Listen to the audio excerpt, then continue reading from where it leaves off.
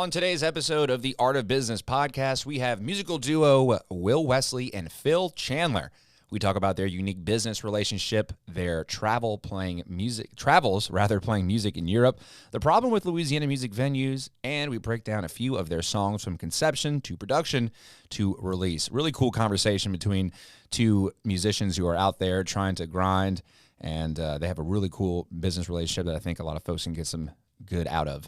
We'll also let you know about some great music you can check out around Acadiana this weekend, including a nice benefit on Sunday. We have that and more, but first, let's show some love to our title sponsor of today's episode, Quality of Life Services. There are countless reasons why someone might require home care, and knowing exactly what they need can sometimes be confusing and difficult to understand. Quality of Life Services is here to lay your concerns to rest.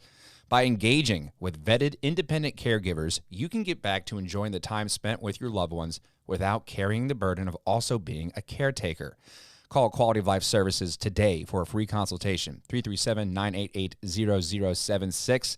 That's 337-988-0076. It is a godsend to not have to be the caretaker for your parents or loved ones and can focus on just that relationship with them while their time is still on earth. Quality of Life Services can help with that. Cherish the past, redefine the present, get excited about your future. All right, let's hit it.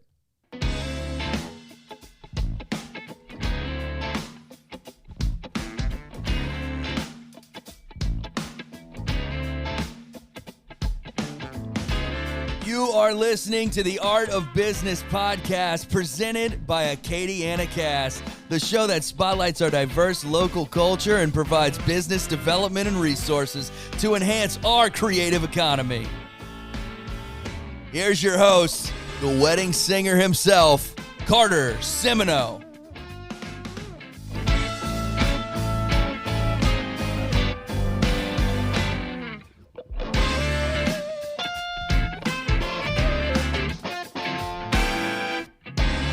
Thank you for tuning into the Art of Business podcast, part of the Acadiana Cast Network. Visit acadianacast.com to find more locally sourced content. I'm Carter Simoneaux, and today's episode is presented by Quality of Life Services. Cherish the past, redefine the present, get excited about your future. Now, before we get to Will and Phil, let's talk about some great music happening around Acadiana this week. Today, Wednesday, November 2nd, if you're listening the day the episode comes out, which I highly recommend, every Wednesday, folks, it's Cajun Jam, hosted by Chad Huval at Blue Moon Saloon. Great event, great Cajun music. Go jam. Have a good time. Thursday, November 3rd, Wayne Toops closes out this season of Rhythms on the River in River Ranch. Everyone here knows Wayne Toops puts on a hell of a show. Go enjoy the great weather and the last performance at Rhythms with Wayne. Friday, November 4th, you can check out Crossfire at the Grouse Room. They'll put on a good show. Enjoy your Friday night. Saturday, November 5th, the Magnolites perform at Hideaway on Lee. I love Hideaway on Lee. Great food, great music venue. Excited about what they're building over there, and I think they're building an even larger music venue, so I'm excited for that. Sunday, November 6th, as I touched on earlier, 337 is performing a benefit show at Rock and Bowl for Big Hearts in Action. The show goes to support Catholic Charities of Acadiana. There's a pretty steep cover, but it goes to a great cause, and you'll get drinks, food, great music. Support a great cause over there at Rock and Bowl. 337 always puts on a great show. Seen them play at weddings, seen them play at festivals or some events, but they're an awesome horn band, really talented musicians. Go support them, and that, most importantly, the Catholic Charities of Acadiana. If you have an event that you'd like to promote, be it a concert, an art show, workshop, be sure to business networking events, be sure to email info@acadianacast.com. That's info@acadianacasts.com. I'd love to show some love and bring attention to your show, your workshop, whatever it might be. Let's get some folks out there. Now, it's about time we get to Will and Phil. Really enjoyed having this conversation. I hope you enjoyed too. We had a lot of fun. But first, I want to get a shout out from another sponsor, the Upper Lafayette Economic Development Foundation. They represent local businesses and homeowners working together to develop Upper Lafayette's economy and improve the lives of the people who live here. The ULEDF is a foundation for community progress. They provide support for various community leaders and organizations in order to coordinate efforts to create opportunities for community and economic development. ULEDF will drive economic development through a community support approach. You know, the Upper Lafayette's been able to make relationships with people in the community and helping vetting a lot of potential workforce. So if that's something you're interested in, you need trusted workers from this area that you want to hire, ULEDF can help with that. You can elevate your business network by attending an Upper Lafayette Business Networking Power Hour every second Monday of the month at Jefferson Street Pub before the monthly Blue Monday Jam. The next one is November 14th. The doors open at 5. Power Hour is 5:30 to 7, an hour and a half, but we'll still take it with DJ Z-Funk in the background. And then after that, from 7 to 9 is the Blue Monday All-Stars with their Blue Monday Jam. Great opportunity to shake some hands, hand out some business cards, put on a name tag, but you get some great music, great vibes all around while elevating your business.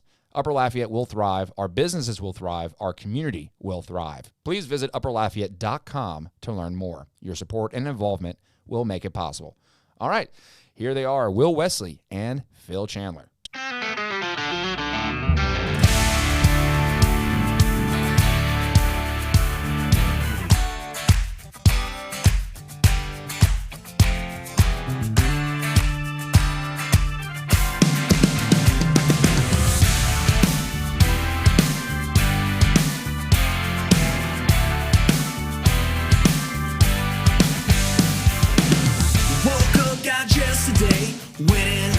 Job away, never took no orders from anyone. Hopped in my fixer-up, went into town and changed it up. Today the sun's gonna shine on me. Yeah, I got attitude. Walking through the light of a brand new day, I'm in a better mood. Got the open road and the bourbon too. Take me on down to Panama City where the drinks are free and the girls are easy.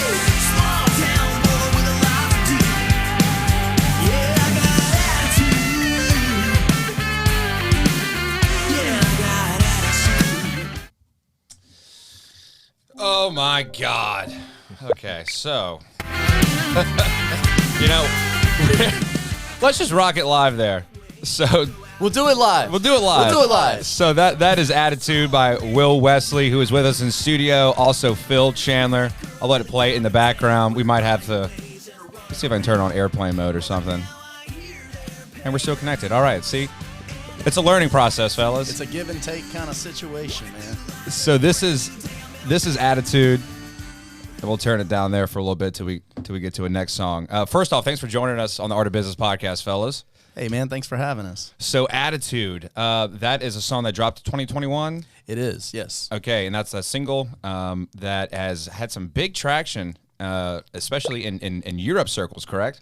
Yeah, man, it actually hit #1 in Italy, which is kind of like, wow. I'm sitting and chilling in the living room, and they're like, hey, you got a #1 hit. I'm like, well, good. I've been working for that. Yeah, so they have a country chart specifically for European charts for country music over there. So right. So I never realized that like how country music is received over there in Europe. Yeah, it's getting worldwide, man. Like I think we hit #1 on the Euro Academy of Country Music, right? That's right. Well, we found because we went over there not too long ago because of that. And when we went over there, there's almost like this romanticization of like the cowboy aesthetic, like the old West America. Right. So they love that rural stuff. Yeah, well, I know like the Stones and the Beatles back in the day talked about how they loved like Western kind of music, and you can kind of hear it in some of their songs and whatnot. So it's cool to see that develop into what it is today. And it's also cool to like see people who really don't speak your language like mouthing your songs. It's like, wow, I'm like a teacher here. I'm showing them our language. This is great. Yeah, we were not good students. No, we weren't. So talk to me about the genesis of the song Attitude as far as you putting it together, writing it.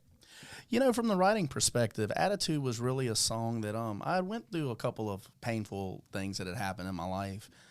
And I just wanted to write a song that really expressed that story, but it wasn't a Debbie Downer, something that was like a real party, crank it up kind of tune, And that was where the idea came from, and listening to other like country style guitarists that I actually like Brad Paisley and people like that. I started to kind of write it in that style. And it just really just started to flow. And then I ran it by Phil, who naturally my producer. We critiqued a few things, let it go, and it's been doing well for us.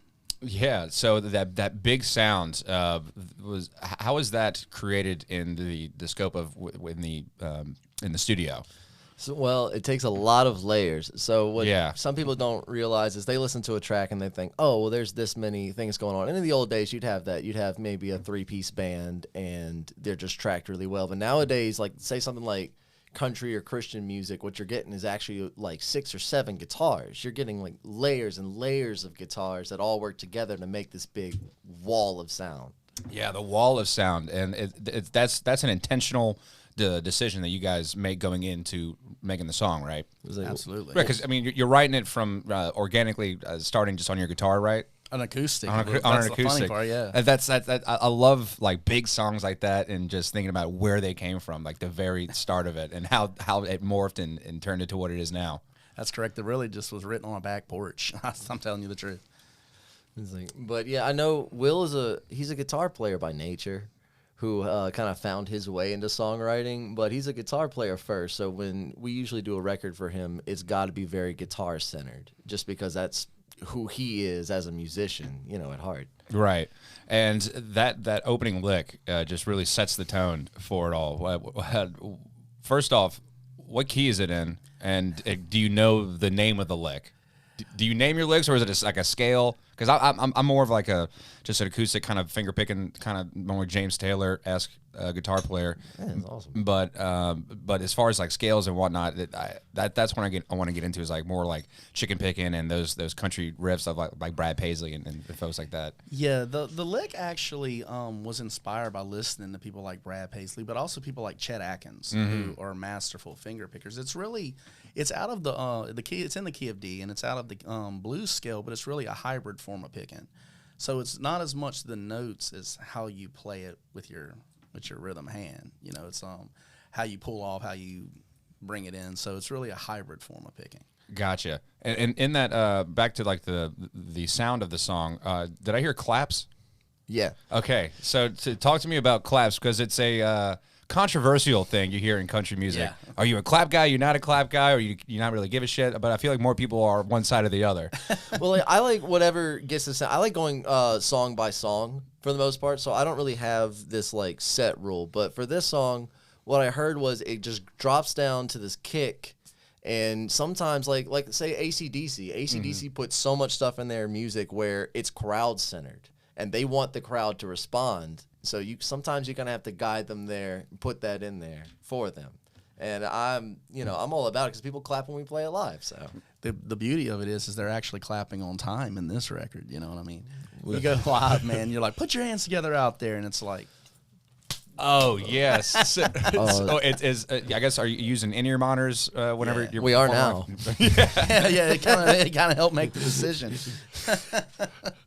So there's the line in there about Panama City. Was that a shout out to Guns N' Roses? It really was. That's my favorite band. Every road trip we listen to Guns N' Roses. Every single one. You seem annoyed by it. I've just experienced all the eras of Guns N' Roses. Like he'd be like, "Oh, this is the one Buckethead was in the band. Oh, this is before the big breakup." And I'm like, okay, buddy, yeah." They got a new record coming out here. So okay, what's the artist or band that he knows like all the way through, that he shows you all like the deep tracks? Is it Wolfpack? Is it? No, the one that I know is probably the Strokes. The Strokes, Arctic Monkeys, Yeah. Phoenix. Those are kind of my little cult of music for me. Yeah. So this song this is like the biggest song that you've had so far, Attitude. Yeah, in terms of like commercial performance, yes. Gotcha. And then so you guys just went on a little tour to Switzerland. Yeah, we did. Yeah, we just got back about a month ago. I spent my birthday over there. I got to turn 30 on stage at a show, and then a bunch of Swiss German people sang me happy birthday. So do you go by the time of like the Central Time Zone when you turn 30, or you whenever it hits that date in Switzerland? He was too drunk to notice. I took I took both. I was not, I wasn't going to specify. It was 8 o'clock here, But over there it was 8 o'clock when I was on stage, so Gotcha. made it more special. Man, the funniest thing about Phil's birthday, I just gotta say it. I gotta let it be known. Or is it the wine thing? It is. It is. Well, you got to start back from the front. So our friend Freddie, who was over there, he owned this boatyard that we played at, and it was a great time. He's this big friendly guy where he's like, my friend. Yeah. I heard that song and it touched my heart. Like, just big, genuine guy. And he showed us his house and everything. Wonderful, man. And then at the end of the night, I went up to the bar and he's like, get anything you want. So I ordered some wine. They gave me this little bottle. And he comes up to me later and he's like, my friend, you are a very nice man, but some people think you have no manners because you're not drinking from a glass. You're drinking straight from the bottle. Don't worry, we're gonna change the culture here. They didn't give me a glass. Well, I was happy. I got to drink on my birthday. Well, I just figure it's a trend. But it's Europe after all. But so I was like, I'm about this far, 75% of the way through the bottle at this point. It's like, I'm an American. The bottle's glass. It's good enough. And he goes, my friend, go get another. Go get another. That's so fun. Aside from like I guess more music side, like what are the crowds like in Switzerland? Very, very receptive, but very, very courteous.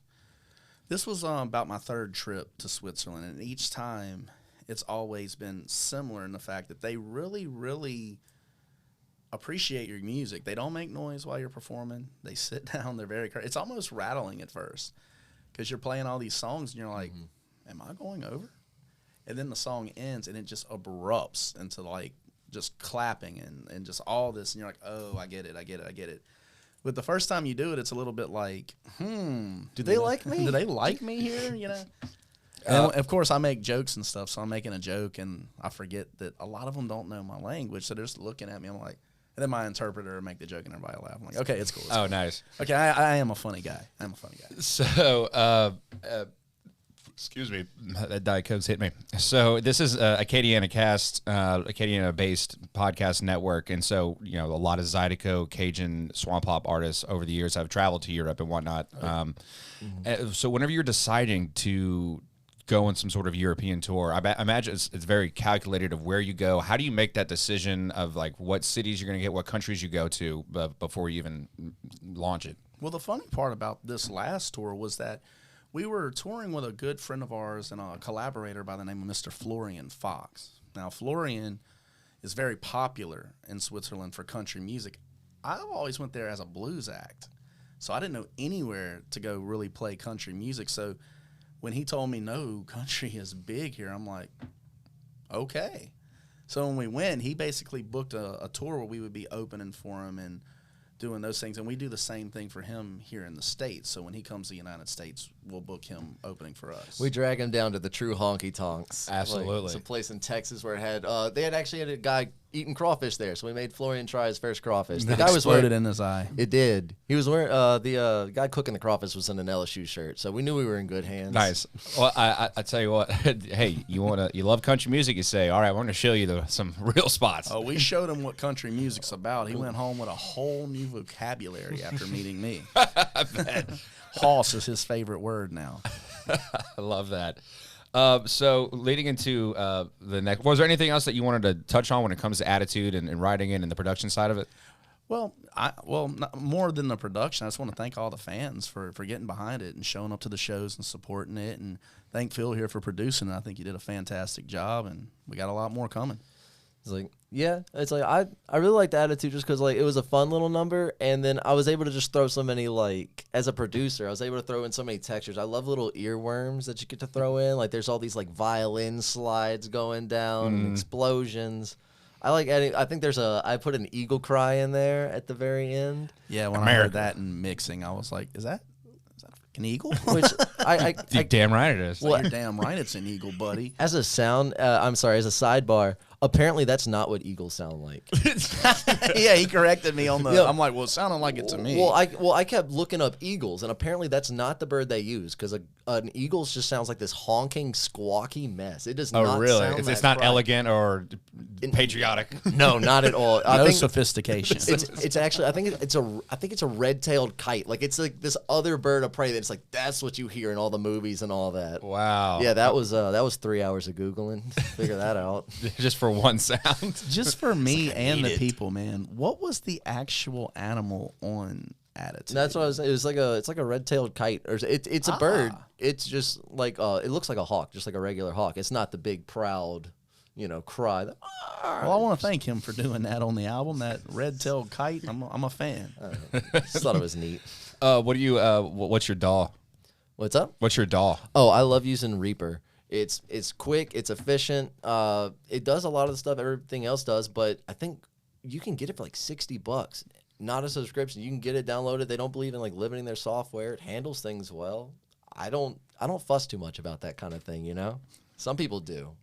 Me, I'm all about the sound, and the sound was there. So it's like, look, I don't care if it's Reaper or whatever. Just get me the sound. As long as I know where the buttons are. Get we're me to good. the radio waves. How many when you're laying harmonies or just vocals in general? How many layers did you have of just Will?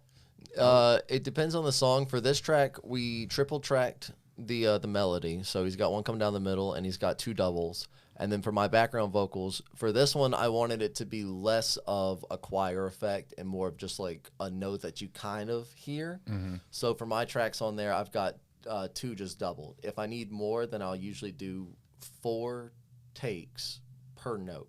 So there will be 2 on the left and 2 on the right per note of the harmony. So if I'm stacking stuff, it's a lot of stacks. A lot of stacks, man. But was that what was the most difficult aspect as a sound producer of that song?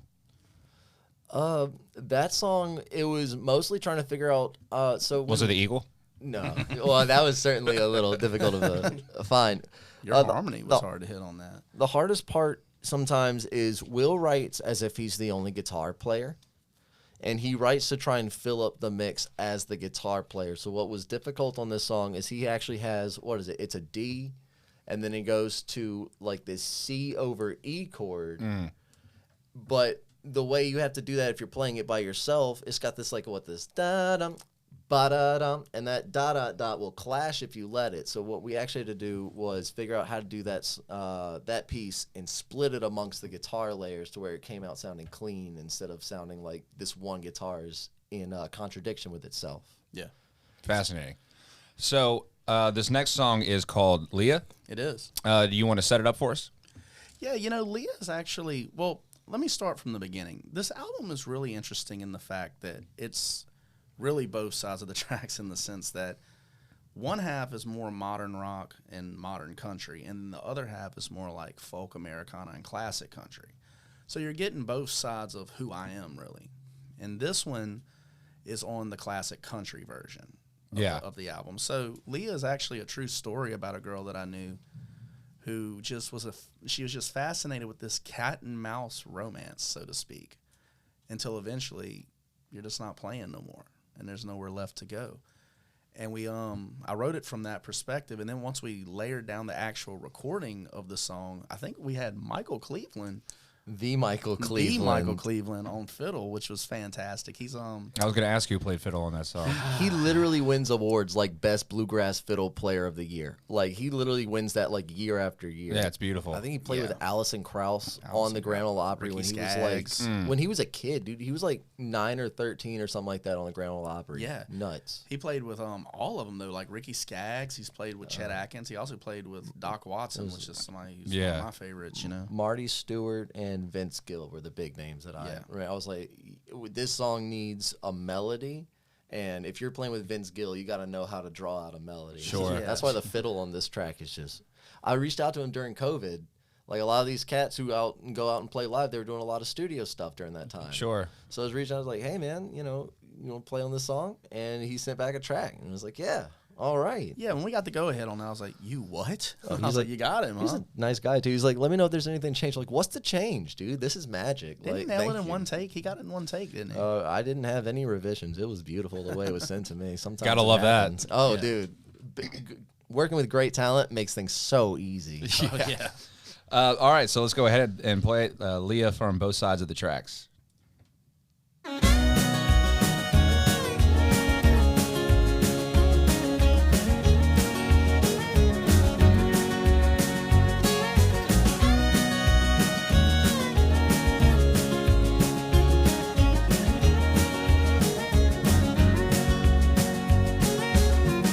Another town, the same old story.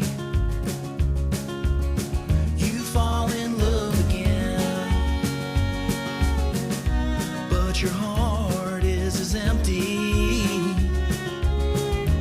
as my bottle of gin. Oh, Leah, hello is as lonesome as goodbye. I don't need you, send me free love. For you, love's a passing state of mind, and your heart was never mine.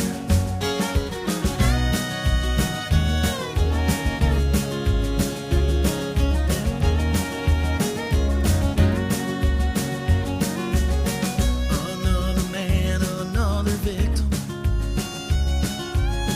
You're faking love again. But when the glamour turns to boredom, you run back again. Oh, Leah, hello is as lonesome as goodbye. I don't need you, send me free love. For you, love's a passing state of mind, and your heart was never mine.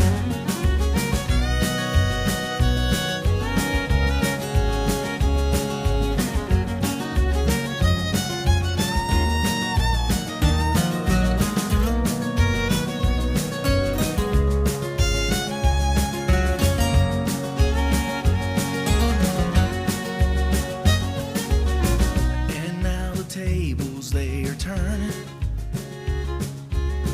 There ain't no one around. And the hands that you have stepped on, they won't catch you now. Oh, Leah, hello is as lonesome as goodbye. I don't need you, send me free love.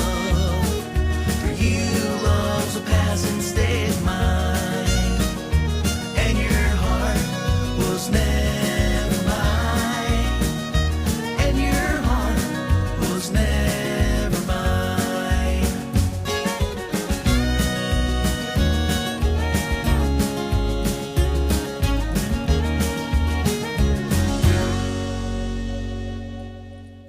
Man, that's a hell of a song. Thank you, man.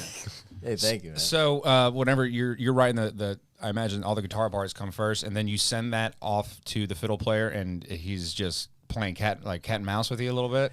Kind of, but in the sense, it's really like I'll write the guitar parts, and then I'll kind of get with Phil, and we'll iron it out, and then we usually put the band on it. On this one, didn't we? The fiddle was the last thing, right? Yeah, usually if I'm building a track, I'll start off with the drums. I actually I like to do like this weird thing where if I have something like drums or something like this where it's very, very important to the mix, I'll try and give them as complete a picture as possible as I can. Something like the fiddle will come, is the icing on the cake, so that'll come later. But like with something like drums, there may be something on a guitar part where he wants to hit that, right? You know, he wants to do something he can sing. So I try and give as much of a complete picture as possible. So for this, we got the drums down, we got the bass, the guitar, even the vocals, Yeah. the solos, and then the very last thing we're like, you know, take this and just make it beautiful. Was that a nylon string guitar? No, it wasn't. It was just straight. Wow. Yeah, man. It sounds kind of almost like that Zach Brown classical guitar nylon that he uses. I think a lot of that was in the mix, and I was using a kind of a classic Taylor on that song. Okay. So, yeah. It was fun. It was like, that was a cool one to do just because it was so, it's mellow, but at the same time, it's still got this like beat to it. And we added some twin guitar licks in there as Yeah, well. we did. We played some mutual guitar there. It's like, it's always a little eye catcher when we play it live, you know? It's like, oh, well. And on a side note, I think it's important to note that we had somebody from your neck of the woods singing harmony on that. We had Miss Hannah Bell, who's Okay. Hannah Crook. I don't know if you ever heard Does of a her. lot of stuff in Covington right now. And maybe somebody else, you know, Tyler Hansen from Covington was on the mix and master. I don't know Okay, if you cool. know him, but I've the name rings a bell, but that's so you guys are taking people from all over for y'all's recordings, huh? Yeah, the cool thing is like I'm proud to say that on the actual core recordings, it's my band, but then we bring in the accompany instruments or the accompany singers that we need to pretty it up. One of my favorite things as a producer, and one of the biggest things I feel is, A, you got to have a great song, you know, to start off with. But at the same time, you got to get the right people for that job. Like my dad was on a recording session with this guy named Camp Kirkland. He does a lot of like church arrangements with all the horns. And he had some short, I'll cut it short. He had some story where basically he had some trumpet player go to solo, and he's like, "You're a jazz guy, aren't you?" And he's like, "Yeah." And he's like, "Come sit down. Don't do this solo." So he gets him down, and the guy's, you know, he's a trumpet player, so his ego is hurt, just shattered. And so some other guy goes up there and does a solo, but later on in the show, he's like, "You, jazz guy, this is your song. You get up there." And it's the thing of, this is the part that you can do super well. Let's put you there. So through our musician travels of touring and jumping into this band or doing this fill-in work, you find these people, and you're like, I know what you would do really well. So, I mean, picking and matching is my favorite part of the whole thing. So you guys, and we'll get to your song "Thank You Goodnight" in a little bit, but two different genres of music colliding together. How does that relationship work? Well, you know, I'm a believer that musicians are artists, and artists always have a common ground of communication. We might be from two different areas of the world, but we can communicate because we both are artists. We're both expressional. That's not to say that we don't have our differences sometimes in how a song should go. In a funny way, I say. But what makes me and Phil's partnership very special is that he has a great ear for understanding the direction I'm going in, and understanding as a writer what I'm wanting to accomplish, and as a producer knowing how to bring these things to life. And I actually believe that it's the differences in us that make the songs very good, because you could be clouded by your own bias or your own taste. A writer's always going to be biased to his own writings. But to have someone who's from a different world, we can bring in different elements of different music, and vice versa. You know, we play these things off of each other very commonly. So I feel that the difference between us is actually what makes us a great partnership. What's your opinion on that, Phil? I feel like even though we're different, we have some different tastes. You know, you were raised on like old country and stuff, and I was pretty much raised on Earth, Wind, and Fire church music, and then I found rock when I was in middle school. Like Fall Out Boy was like one of the things that changed my world. Oh yeah. But we have the same roots in what we like. Both of us tend to, no matter what we do, you know, if you write a complete country song, I understand, but most of the stuff we do has like a rock flair to it. Yes. So we kind of connect on this ground of, okay, we both want this to be something that's gritty enough to not feel like we've sold out, but relatable enough to where we can push it to a mainstream audience and have the majority of people like it. That's it's such a fascinating thought process that goes into that, because obviously you want your songs to be true to you, but at the same time, you're trying to run a business, and you're trying to sell records and songs and streams and all that, and T-shirts and merch and tickets. But if you look at it that way, it's almost like the most high stakes capitalism that you, because like you have to literally make this thing from your brain, this product. And then you have to just throw it in front of people and say, "What do you like it?" You know, and a lot of people might go, whatever. Right. You know, everybody's shouting right now, so you got to somehow be special and find your audience that resonates with you. Yeah, you want to keep your identity, but also be universal at the same time. And there's a little bit of a challenge to that. Yeah. It's 'cause you can write for you can try and write for everybody, but not everybody's going to see things the way that you do.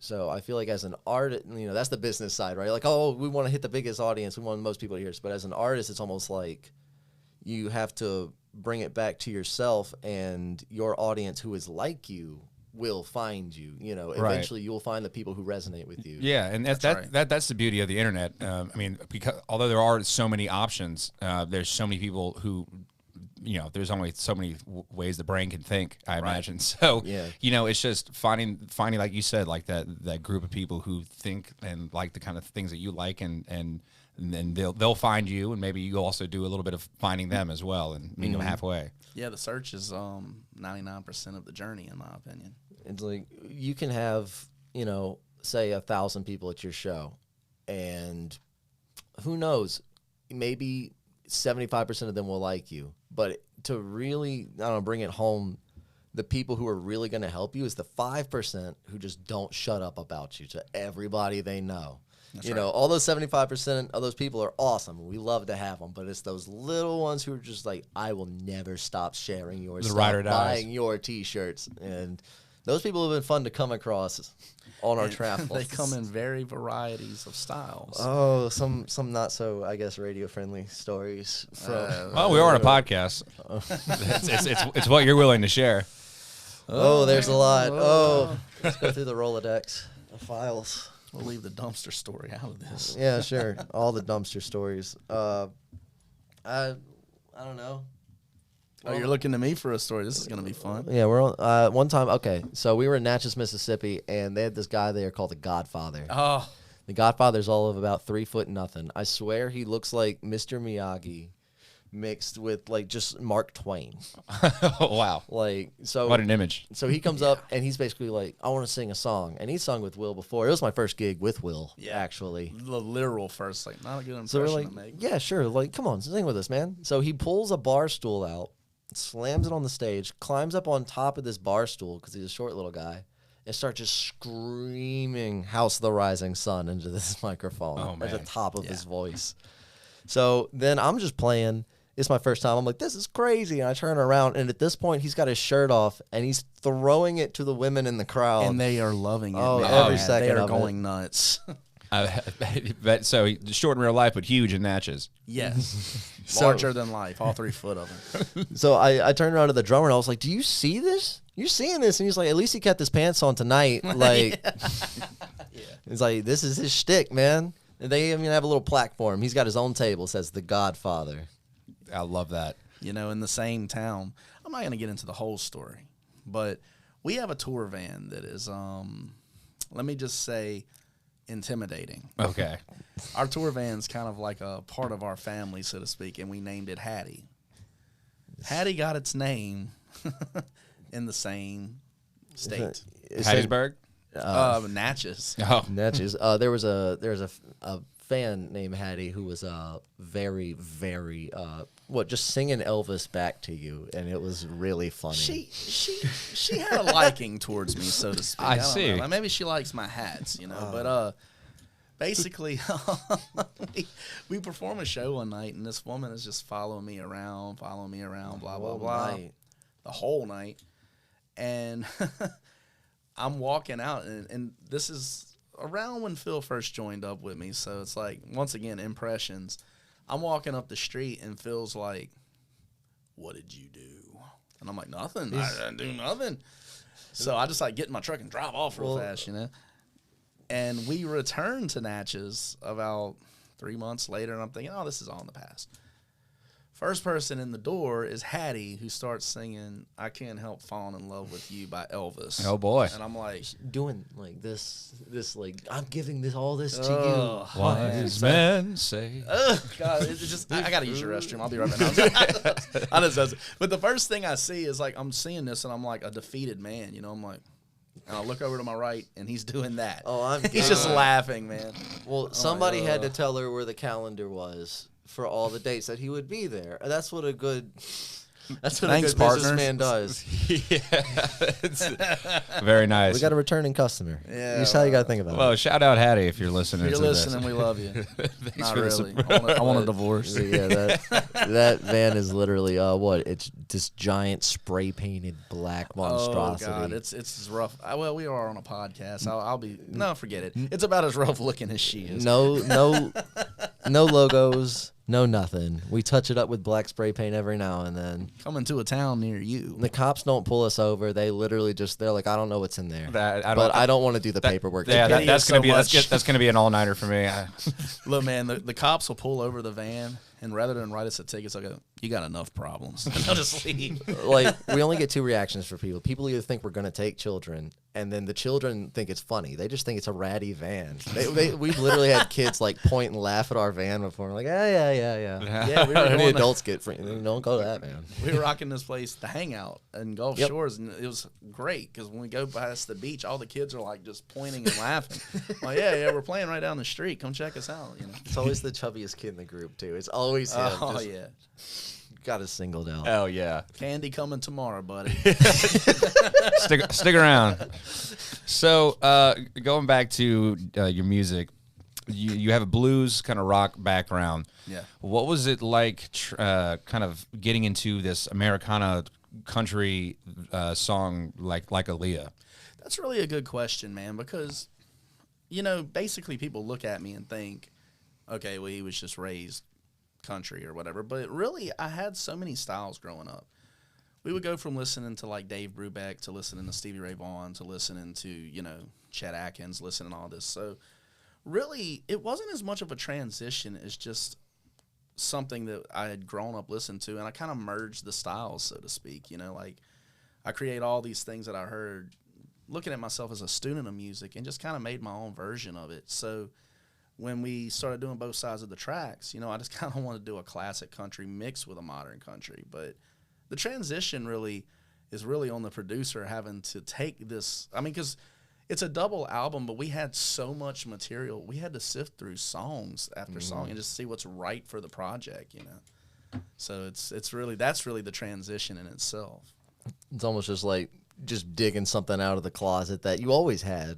You just never showed anybody. Yeah. In a sense. That's cool. And so, you have this, kind of organic kind of country song, and then you mix it with like modern harmony techniques. Yeah. And it really does create its own unique sound. It's like I love things that are catchy. It gets in your head. If it's not catchy enough, we go back and we workshop it until it is. Yeah. So If you're not walking around singing it, we failed. There you go. That's a good goal right there. So you guys, you opened for Alabama this year, right? We did. What an experience. And it was hot. it was so hot. What was it, like a 4th of July show? Well, man, here's the thing. As you can tell, I like to make a visual impression, I suppose. And we were opening up for Alabama, and I'm such a fan of them. But I was like, hey, we're going to go there, and we're going to burn this damn show down. Well, we literally did. We went there, and I'm dressed in, like, this red blazer, like, just ready to go, And someone took my fan away on a hot July day. Yeah, they had those cameras that like show the projectors up, and the camera crew were like, "Oh, these wires are in our way," and they just took his fan down and just put him like 12 feet down, like by the barricade. So I'm doing all these high energy songs off the record, man. I'm like, yeah, and all of a sudden I look over at Phil, and I'm like, my chunky ass is about to pass out. Oh, dude. And we start playing all these songs, and Phil's like, you don't have a fan down there? I'm like, no. He's like, I salute you, buddy. I literally told him to stop and drink some water, and he straight up ignored me and just went into the next song. I was the like, show must go on. No time for water. Water's for the weak. But water's for the weak. But a fan in the South of America, the southern states, as a musician, you need it. We do, man. But I will say on another note that Alabama was fantastic. It was great to see those guys live. Like growing up and watching them and to see them live was fantastic. So. Yeah, how do they hold up still today? They're holding up pretty good. I'll say that they had a better time slot than us, so it wasn't as hot. the sun was down. Yeah. Sun at least went down. But hey, they're still working the crowd, and at their age to do that, you got to respect that. That's props. At their age, yeah, because I think one of them had some health issues before, because they literally had EMT like standing on the side of the stage just in case. Wow. So they were pushing it to their limit at least, you know. And I believe he lost his mother a week before the show. So to go through all that and still be doing that at your age and still killing the crowds, hey, you got my respect. Some people don't really get that, as far as just like stuff could happen in your personal life, and like some people still expect a show or for you to expect, you know, to do the same thing. And sometimes as an entertainer, you kind of have to push yourself through that. But there's some stuff where that's hard, man. Yeah, that's hard, man. We're human. Things happen. It's like the worst part is like finding out that you lost. Like we've had instances where you find out you lose somebody like while you're on stage.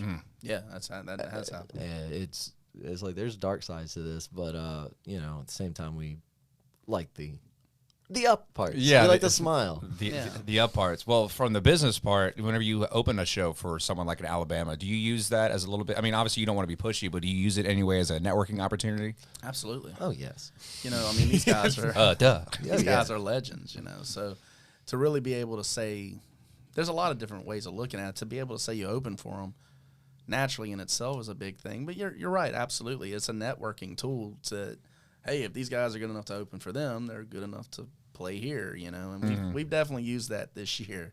No doubt, it's helped us a lot. Oh yeah, because it helps up your prestige, and then at the same time, I mean, this world is very small in music, and people go, "Oh, you want that guy? I got a guy in mind." And if you're not that guy in mind, you don't get the job. So you have to at least be willing to go up to talk to people and make an impression and say, "Hey, you know, this is who I am. It's good to see you, good to meet you." And then, you know, hopefully you've made enough of an impression where they think of you when the time comes. That's right. Just think of me out there. WillWesleyMusic.com. Yeah. But I like what you said, that, you know, the prestige of playing for someone, opening up for an Alabama, you can use that to parlay into larger gigs and bring in, I guess, join other big acts and up your social cred. Yeah. The more you can do that, because I mean, like, behind Will's brand, we opened up for Alabama, and then I had a band, Orange Joe, a couple of years ago, where we played right before Hawthorne Heights when they were coming through on like a reunion tour. So that's still something that to put in front of, hey, I've done this, and it's weird because it's almost like an accomplishment you can't I mean, you can redo it, but it's just like, it's just a fact of your life now. Yeah. So been there, done that. Well, you always got it. Yeah, so it's like we've opened up for these people. We've been to Europe. That's something you can't take away from us. It's, you know. I just love like the cliche band thing. Oh, we're big in Europe. Yeah. Oh yeah, my girlfriend goes to a school in Canada. You don't know her. It's Canada. You're right. Yeah, met her at summer camp. Yeah. So moving on to Thank You, Good Night. This is a Phil Chandler song. Why don't you introduce this one? So this is a tune that I wrote. Very, very Chili Peppers. I love listening to different artists and just dissecting what I like and then just saying, I'm going to do this my own way. So this is very Chili Peppers. As I've heard it put from my friend from Neutral Snap, Josh Latham, this is if the Chili Peppers went to Catholic school. So it's like, it's funky, but it's still refined. It's all about just going out and the feeling of like playing live and all the weird little things, like just the energy of being there in front of people, or even just the stuff of like in the bridge, there's a thing where it's like a divide of like, this is how I perceive me and this is how you perceive me as an audience member. You know, you may see somebody on stage and think they're the biggest thing ever. It's like, but I see me like, you know, right. I'm a player in a play, you know? All right, well, let's listen to it.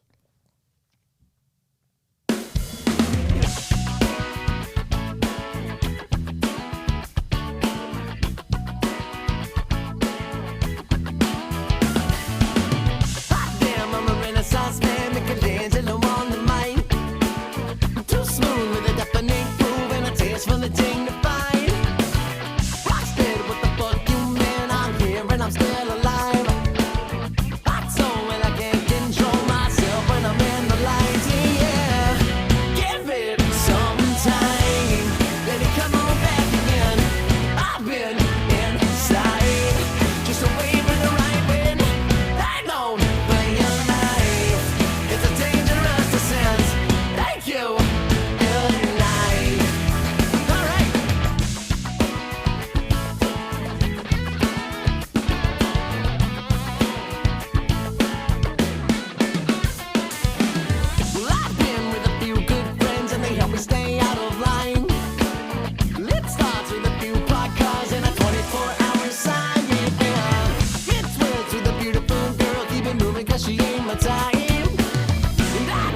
the rabbit hole goes, but it changes on me every time. Yeah, give it some time. Baby, come on back again. I've been inside. There's a wave in the right wind. Hang on for your life. It's a dangerous descent. Thank you.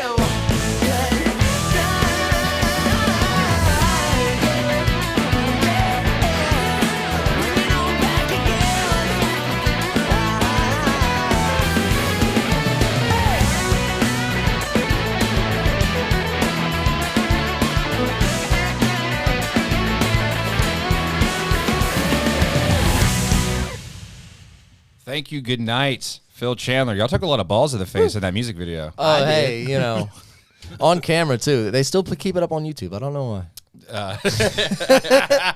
But so I was just watching or listening to that on Spotify, and you really took advantage of like all the little things that they have there with like the lyrics and like the little video cut from a music video. This is one of the things where they keep adding things on that you can do to these things. So it's almost a cat and mouse game to kind of keep up with what's new. This is a very recent development because as two people, like we're a two-person business for the most part. And it's literally having, I don't know, as two musicians, it's very rough to write all your music, record it all, go out and perform it all, market it, also take advantage of all the things like Spotify, iTunes, and all that, get it out there, then do all the little things that the big record labels have hundreds of people And then you promote it. Yeah. So did you play on that song?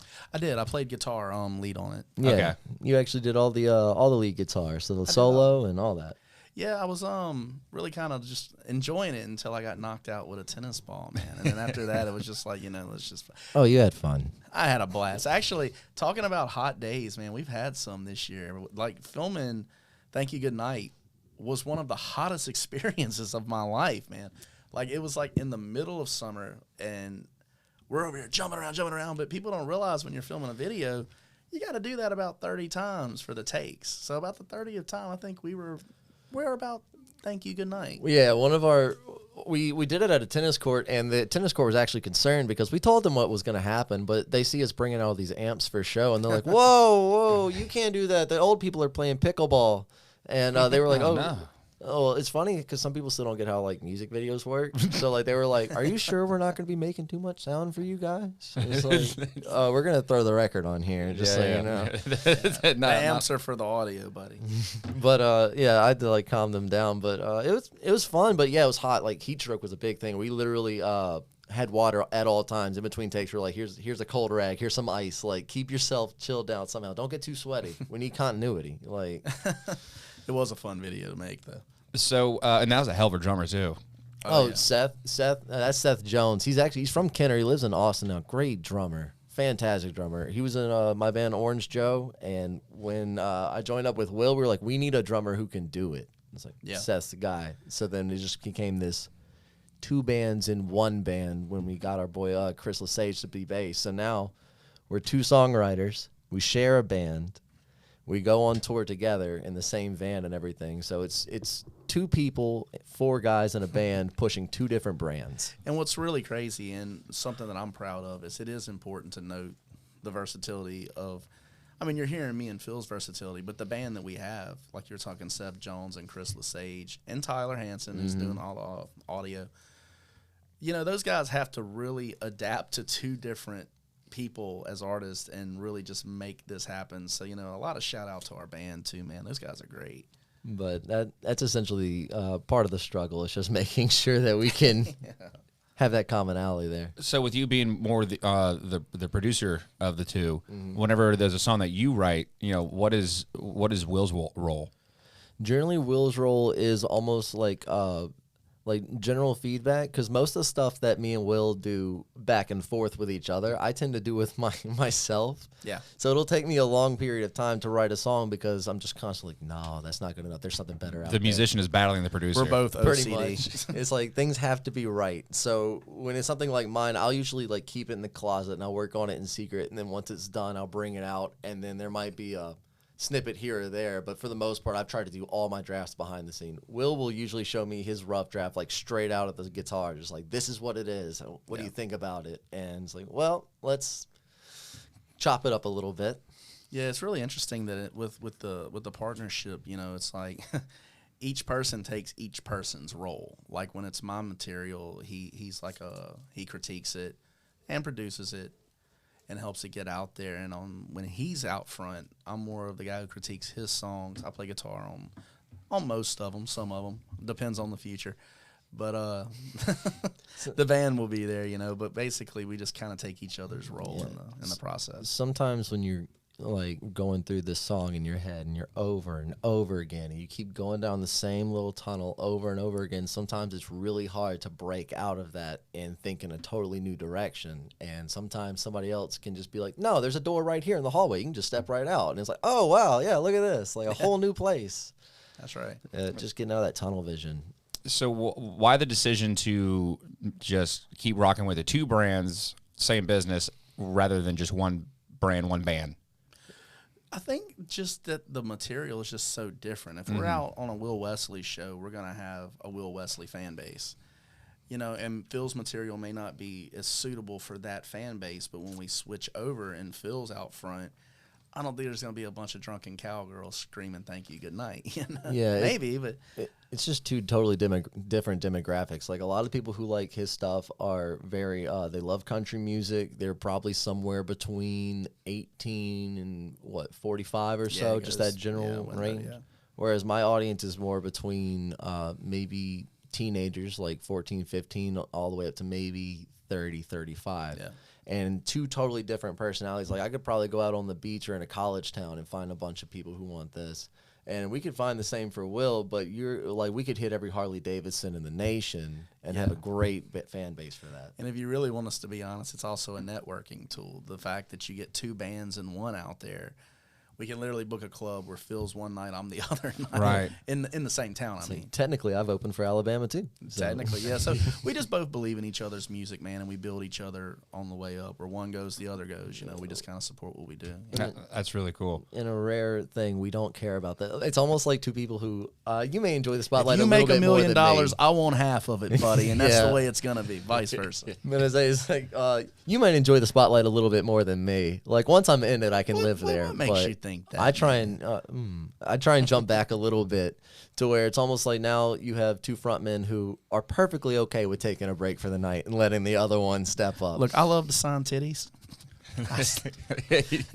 I do, and I sign foreheads too. We did sign a Ricky kid's. Bobby. We signed foreheads. We did sign a kid's forehead. I Ricky Bobby the kid's forehead. Oh my God. Yeah, he literally came. He was so drunk. That was in Myrtle Beach, South Carolina. I got video of it too. That tracks. Oh, God, it was so fun. Like I'm getting off the stage, man, and this guy walks up. He walks up. Kenny Powers country. Yeah, now we're getting to it. He like walks up and he's like, I'm signing. I'm not gonna lie, I'm signing like some girl's chest, and he walks up. He goes, "Will you sign my forehead?" And I'm like, "It's a little sweaty, man. I mean, I don't know if it's gonna stay. I'll dry it." I said, "I'll sign it." I wonder if anyone like gets a tattoo over the stencil of your autograph. If they do, I'd be very flattered. I would be very concerned for the well-being of that guy. Someone just had Will Wesley on their forehead forever. Yeah, after the I don't first know, man, night. it might catch on, you know. After the first night of meeting, yeah, right. Might run for president someday. I'm You gonna get never my know. fame through by proxy through a meme. Yeah. Hey, man, I'm gonna get my kicks however it goes, you know. So when it comes to y'all touring and, you know, going to new cities and trying to find a new audience, what are you guys doing actively at these shows to bring in new fans? You know, a lot of it is just merch naturally. It's and it's constantly, people's attention span oftentimes is very small. It's about repetition, just letting people know WillWesleyMusic.com, WillWesleyMusic.com. Until eventually, like, oh, I remember that. I'll say it about 40 times and it might get through. Yeah, but we also try and attack the media on the side of things, which this is a common thing that like comedians will do when they roll into town, which is, oh, you're rolling into town? Well, call up the local news. Call up these guys to try and promote your show in this city like the day of.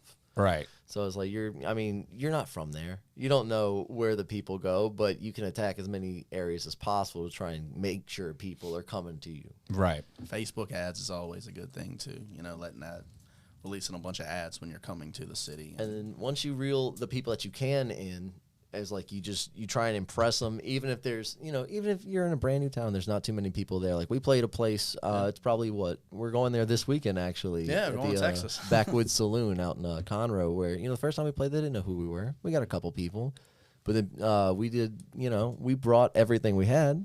More people, they were like, oh, you got to come hear these guys to the other usuals.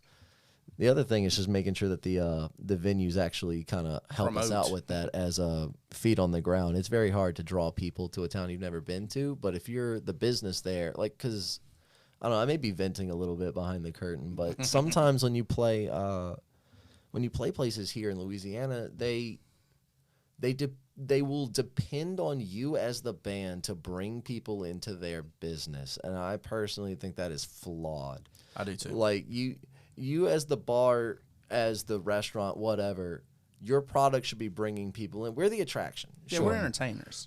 We're the attraction. And, yeah, we should bring some people, but you can't depend on us to be your only source of customers. Right. You're the feet on the ground. You're like, if we're 1,000 miles away, I can't put up posters in your bar. Or if you just play a lot. You have a fan base, and they're very loyal. I have a great fan base, but, they can't come out to a show on a Friday, a Saturday, and Sunday all the time. So you need just like me and Phil run a business, it needs to be a collaboration between the artist and the venue. That we've played back in the old days, we'd play clubs where they didn't even know we were coming. It's like, hey, we booked it with you, back in the old days. But those kind of things, I feel bad for a lot of artists that are trying to get started and have to fight that, because that really messes with a young artist's confidence level, to have to fight that and be blamed for not pulling a crowd when he's a new artist, or she. Well, it's like I've literally sent stuff to venues sometimes where I'll send them a poster and I'll be like, look, these are the best places you can put it. Above the urinal, on the back of the stall doors, by the billiard cues. There are places you can just hang it up and people will notice it. And we walk in the day of the gig and there's nothing. And then they tell us that we didn't have a great crowd. And it's like, I wonder why. We're traveling through. Like, right. Yeah, we're not from here. We don't live here. And I say this on this show all the time, especially here in Acadiana, with so many, big music festivals where people can go and access music for free, basically. Yeah. A lot of people will scoff at paying a cover going in places because they expect their music to be free, and for whatever reason a lot of the venues haven't adapted to that, or they just kind of lean into it. And it probably goes along with what you're saying with the venues not really doing it right. Well, it's just like in a lot of ways you get what you pay for. That's right. And sometimes businesses will be very cynical and be like right now I'll even say in places that we've played before, there have been bands who are like, oh, you're paying them that much, we'll do it for less. Yeah. So at this point, you have other musicians trying to undercut people to get a job, and then you have businesses saying, well, they can do it for this much, why should we pay you for this? And now the whole price point for all the musicians goes down, and then you start getting musicians who are like, why do I want to do this? I'm not going to put all this time and bring out equipment and practicing and doing all this to come play for, $100 for 4 hours. Yeah, my heart goes out to a lot of musicians who are having to fight that grind. And Pre-taxes. It's the way I see it is you got to know your worth in this business, but just because you know your worth doesn't mean they always know your worth as well, So Lost my train of thought there. But is there a venue in Louisiana that you think does it right? I personally loved the way I think they're still starting to come back. I loved the way the Varsity did it. In Baton Rouge? Where they will literally they'll rent out the venue to you for the night, and that's like their operating costs. And at the end of the night, they take everybody upstairs and they say, okay, look, we promoted, we did our thing. Here's the spreadsheet of where all the money is. This is how much we got. This is how much we got from everybody, how many tickets and everything. Here's what we took out. The rest is you guys. Yeah. Work it out amongst yourselves. I also enjoy like a smaller atmosphere. I like how the Red Dragon listening room does things a little bit. They Also in Baton Rouge. yeah, also in Baton Rouge. Tris Maxwell's a really good take care of the artist kind of guy, but he has a good formula. If you're an opening act for a bigger act, he'll pass the hat around, but it's kind of an understanding that if you're enjoying this artist and this act, you're gonna help them out. And a lot of times the opening act makes good money, and then the closing act gets the door. But the way it's ran there is pretty clever. It's very intelligent the way he does that, and it always seems to work out. I like that he has made himself a little club there, which is cool. He'll have season tickets, and he'll have people come in like Jason Boland, who's very big in the red dirt scene, kind of underground country. A lot of these like just people who write great songs will come through, and you can buy a ticket at the top of the year and go see all of them, or like go see a good number of them like per month, and it's just like. That makes people want to come back, and as far as I know, last time I heard, he tries to make himself one of the most expensive tickets in town on purpose to cut out the people who aren't going there to listen to the music. Yeah, because that was we were talking about Europe earlier, and that was one of the big things was that the fact that over there you don't know if they like you because they're sitting there respectfully just staring at you while you play. The music, yeah. Versus places where we play in America, people are talking, they're drinking. It's a social event, which is cool, but over there it's a concert. Mm-hmm. So my background is more growing up playing weddings around the New Orleans area, and then around here in Lafayette, just like the Tex-Mex tour, playing just acoustic gigs. Yeah, sure. But so maybe I'm just ignorant to this, but as far as like Louisiana musicians and artists coming together on something, is there like maybe go as far as say like a union or something that musicians or artists can join to kind of stop that undercutting of each other and bring each other together? They have it, but it's all about uniting. It's about joining up and doing it. Very, very similar to a lot of the other problems that they're out there, and you can find the unions to join, but it depends on the musicians who are actually going to join it, and how does the people that are part of the union, work with people who refuse to sign it. Yeah, how active is the union? Because I've been doing this for professionally for about 5 to 6 years, maybe 7, and I haven't joined the union. I've never seen hide or hair of it just around me. Right. In my travels, nobody I've played with has been part of the union. But it just seems like there's so many people bidding for these gigs, and then the venues seem to be taking a bidders war of being like, oh, well, they'll do it for less. It's almost like some places in New Orleans where, like, if you don't want to do it, that's fine. There's a line of people outside just waiting for you to say no. And see, that's the problem, is that because you can go join a union, but at the end of the day, it's the club that books you that's going to keep you working, right? And a lot of clubs won't work with a union artist. They'll be like, you know what? This person over here will play for $25. We're just going to book them and not be affiliated. So there may not be that many union things in the area or something like that. So it kind of it's a good thing, but it's just not really. I'm not going to say it's not developed or built up, but it's just not prevalent. It's not prevalent. We're doing it. So what's the most efficient way in y'all's experience of making money at gigs? Is it a cover charge at the door? Is it a profit split with the bar? Is it a flat rate? Definitely selling tickets. Definitely merch. Merch is the biggest way you can help support an artist like that. Because we can sell tickets, and we have sold tickets. But the biggest thing is also making sure that what you're getting via ticket sale is fair to you. We've had shows that we've done where we've sold every ticket in the house, but the phrasing on the show was, "Oh, well, that's all for us, the venue." And the other times you'll sell out all the. That's tickets. kind of bullshit. Yeah, very young, very young mistakes for very.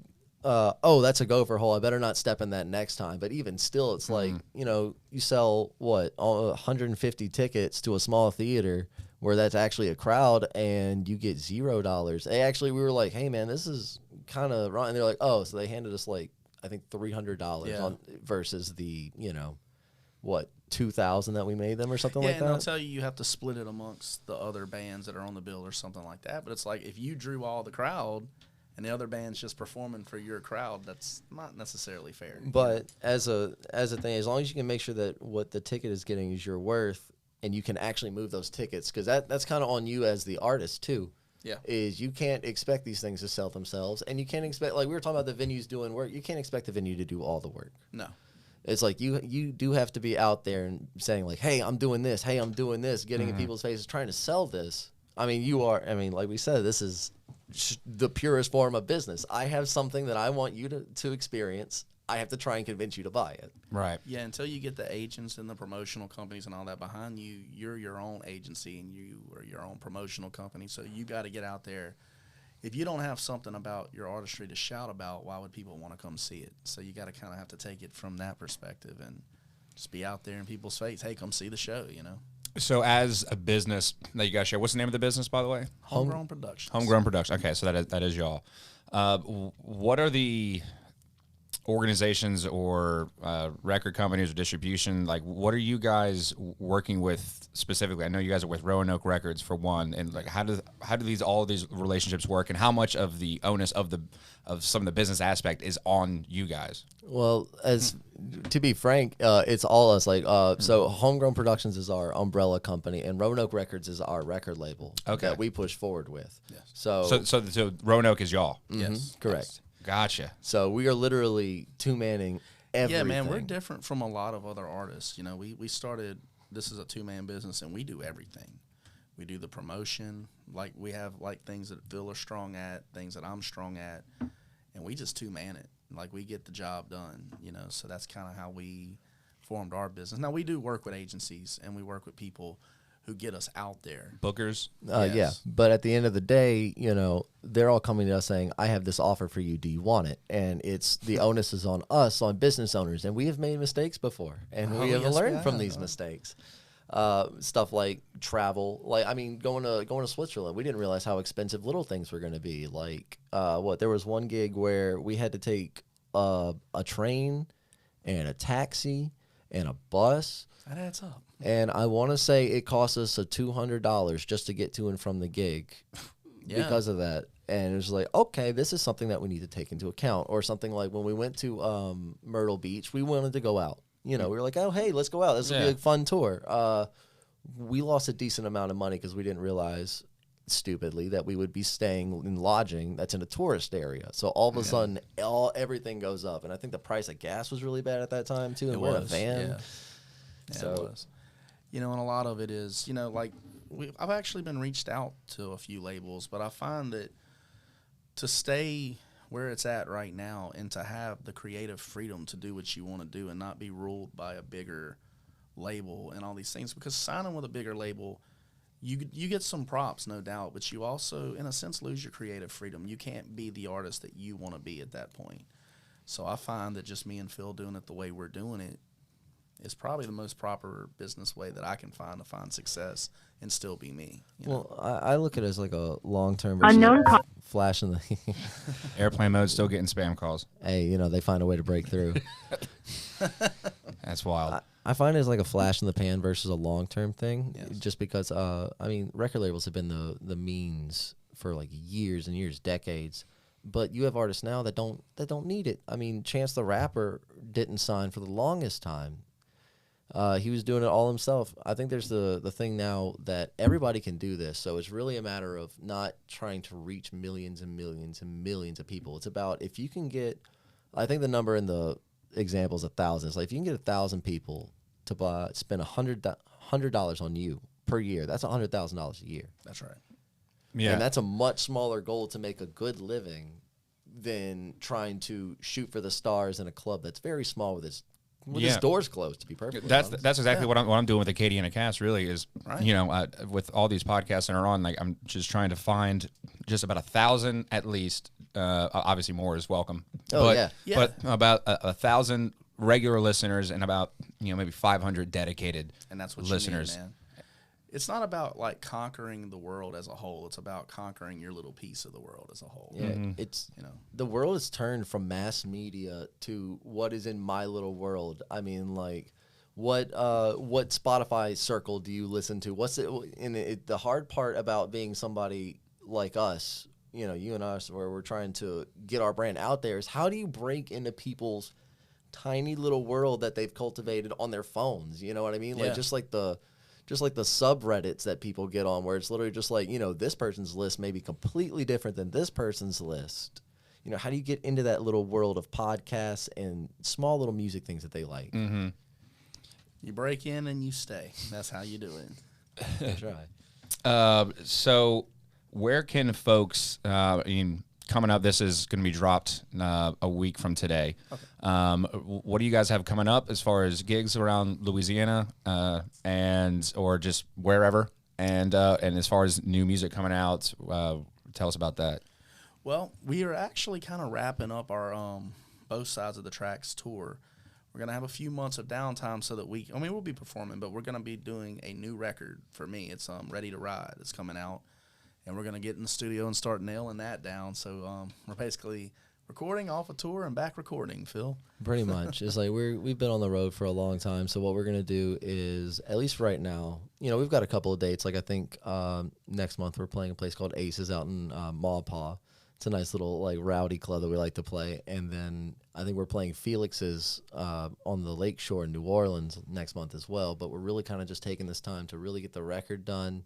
I'm coming out with brand new music as well. So we're really looking forward to next year, because we're looking at possibly it's Ohio, California, Switzerland, Texas, Switzerland again, more Florida. We're also in a lot of casinos we're about to be booking in and out of the state. We're going to be doing a lot of road work in 23. It's not looking like it's going to slow down. Both Sides of the Tracks has been a success, and I think it's just going to keep rising. That's a good problem to have. Oh, great problem. We're very blessed. But so, making this business and your own record company, you guys have really diversified what you guys can do as artists and creatives, and not relying solely on your music, right? Yeah. So are you guys trying to, or actively, or willing to accept people coming underneath y'all's record company? I would say not yet, only because what we're doing right now is we're basically trying to claw as high up as we can as an artist. And because we've had artists come to us and be like, hey, can you help me? Hey, can you help me? And it's not a matter of being mean or trying to be a gatekeeper. It's a matter of in the big world of music, what can I do for you? I'm striving for this myself right now. And if there's somebody below me that I can pull up, great. But I don't know if I can pull you up to a good level right now. Yeah, we do have plans of working with artists in the future, but it's kind of like Phil said, we're really kind of paving the way right now, so that when we know the direction to put the artist in, we can put them through the machine of doing that. Yeah, we're our own guinea pigs. You guys are like Rose and Jack on the Titanic. Pretty much. And you guys are Rose, just on like the one wooden plank. And then, sorry, Jack. Hey. Although you might think there's room up here. I don't see it. Look, you're not going to ride this rolling table with me. You're going to freeze out there. Like, we announced we were going to Europe, and everybody was like, can we go? Because that's the natural question. And it's just like, there are some people, like I think there was one dude where he was a hip-hop artist, and he wanted us to take it with him. And it's like, we're going to be hitting country crowds. You're not going to work here. What do you want us to do? You're not even going to be meeting people who are helpful to what you're going to do. Right. And I'll tell you the thing I think's funny is when, like, let's say an artist will come to me and ask for help, and I'll be like, I just don't think there's anything we could do for you at the moment. And then I'm like, okay. And then they'll call Phil and be like, will you help me? And it's like, well, it's like, we're a two-man business. I mean, if I see it, I'm sure he sees the same thing. It's like, we want to grow there, but we still have a little bit of growing to do before we can do that. Sure. Well, I appreciate you guys coming on and opening up about certain topics, talking about the business side of things, sharing y'all's music. I'm really, really digging it. I'm glad y'all reached out to me. Yeah. That makes me feel good that y'all found me. But is there anything else that we didn't talk about today that you guys wanted to get out to your audience and to our audience as well? I'll be pretty generic. Just please check me out at willwesleymusic.com, at willwesleymusic. keep your eyes open. We got a brand new record coming in the coming months, I believe. Huh, Phil? Is that correct? No, it's not in the coming months. It'll probably be about halfway, maybe closer to the summer of next year. There's still a lot of work to be done. Still a lot of work. But we're both going to have new music coming out. You can find me at phil-chandler.com, like Chandler Bing, friends people. But go check out more local artists. Go see who's around you right now. I know there's great bands in Lafayette. Like we met the Good Dudes while we were playing out. Those guys are good. They are good dudes. They just dropped a new album, and in fact, they have a song that is like the intro song for this podcast. Oh, very cool. Very great band. Good dudes. Just like lots of talent around. Even in Baton Rouge, they just had their first Be Artistic Fest. Like halfway through October, where they got a whole bunch of bands coming out. They had a Fed to Void, I think that was around here somewhere. That was supposed to be Louisiana Burning Man. There's a bunch of cool stuff going on. I bunch of like Karma and the Killjoys, man. Oh yeah, they're fun. They're fun group. There's a bunch of cool talent here. Louisiana needs to dig into what's going on in their music scene. Right. I feel Absolutely. I mean, you can toss a stone and hit a badass musician in these parts. That's right. It's like we went to Texas and they were literally like, we don't want to hear covers. We want to hear what you have. And I love it. I feel like Louisiana needs to kind of take a couple notes. Let's get with the times around here, Red Stick. Yeah, not the shit on the cover artist, which I am. Oh, we are too. Yeah. Like, we are too. You got to do what you got to do, but it's a matter of, if you're a songwriter, you want an audience that wants to listen to you, and sometimes it's hard to find. Yeah. Well, as we close here, I'll get both of y'all to take a look at this camera right here, and we'll start with Will and then Phil. If there's a word or a phrase that you would like to give off or give out to either your fans, to the music listeners of Acadiana and Louisiana and the world, or advice for a up-and-coming artist, whatever it might be, just shout it out at that camera. I'll start with the advice, man. Just stick with it. If people are down on you, they don't like what you're doing, to hell with them. There's other people out there that will. I want to thank all the fans for listening and purchasing the music and for following us out there on the road. We love you. And for Baton Rouge and everybody out there, don't be so narrow-minded. Book other artists. Quit booking the same 5 people, please. I guess I'll take off. Thank you everybody for supporting us. I will say, if you're an artist and you're putting it out there, if people don't like it, take it with a grain of salt. Yeah, have thick skin, but also understand that you are not perfect and you never will be perfect, and we are all still developing as artists, and there's always something that we can do better. Take criticism with a grain of salt, but take it. Like, be willing to take it.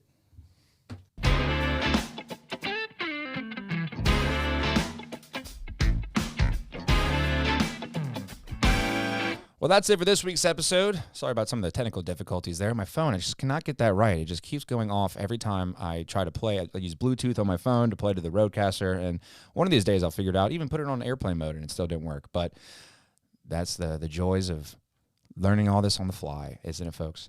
Next episode, we talk to Elise Nielsen, the creative director for 337 Media, a local marketing agency. We talk about her work with 337 Magazine, how and why she got into the business of storytelling here in Acadiana, and so much more. I'm really interested, looking forward to that conversation. I haven't recorded it yet, but we will be doing that tomorrow, for me, tomorrow. And so it should be a great conversation. I think we got some stuff to talk about off air that I'm excited about as well. Some good things happening for Acadiana Cast Network and the Art of Business podcast.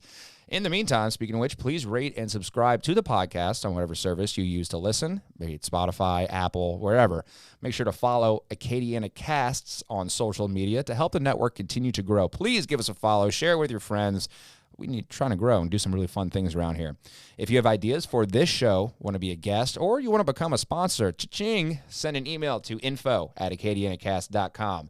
All of these things allow this show to grow and allows us to bring you better content each and every episode. I know I say that every single episode. Don't know how many people listen to the very end of this, but it's my call to action. Please follow us. It really helps.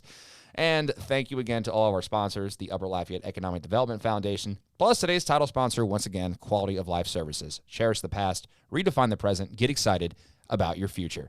I'm Carter Simoneaux. Until next time, stay funky, y'all. This podcast is powered by the Acadiana Cast Network. Go to acadianacast.com for more South Louisiana sourced content.